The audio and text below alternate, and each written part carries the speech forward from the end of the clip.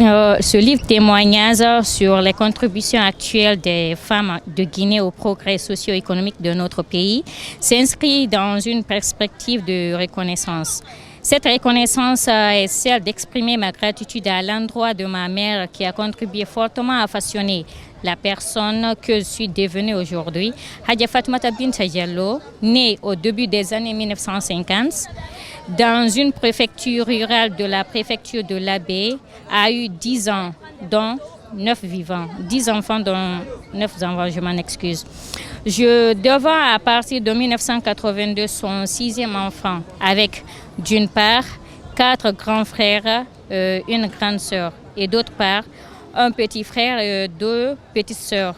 Si les 2 premiers enfants ont rencontré des difficultés à accéder aux études universitaires, tous les autres enfants à partir du 3e ont eu des diplômes universitaires. Avec le temps, j'ai compris que le facteur discriminant entre les enfants non universitaires et universitaires fut l'accessibilité géographique aux écoles secondaires.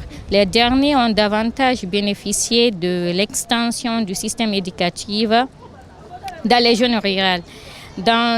Pour ce qui nous concerne, la construction d'écoles primaires et secondaires dans la sous-préfecture d'Afia, préfecture de l'Abbé. L'apport de l'école n'est pas à négliger, bien qu'il ne soit perceptible que dans le temps. Non scolarisée, ma mère est issue d'une famille religieuse. Mes grands-parents du côté de ma mère étaient donc des paysans qui vivaient essentiellement d'activités agro-pastorales.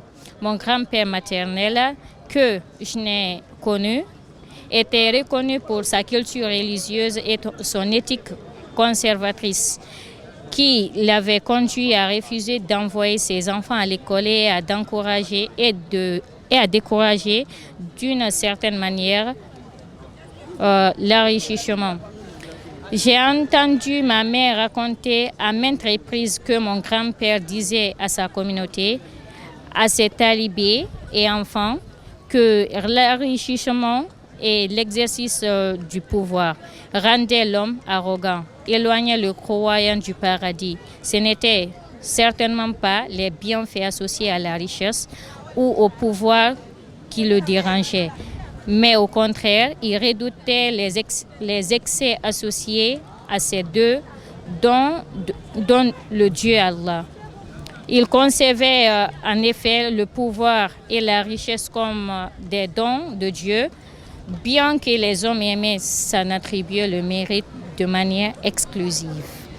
Merci madame. Merci. Bien que je comprends maintenant, vous êtes une amoureuse de la lecture.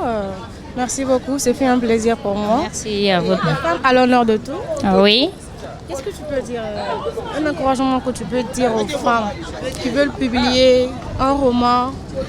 Exactement, moi j'encourage surtout la gente féminine à publier les livres parce que là on voit qu'il y a plus d'hommes qui publient les livres que les femmes et là on voit un peu que les femmes aussi vraiment ils veulent voilà, dans tout donc je les encourage et ici on a l'honneur de faire tout. Merci madame. Merci à vous de même. Passez une bonne journée.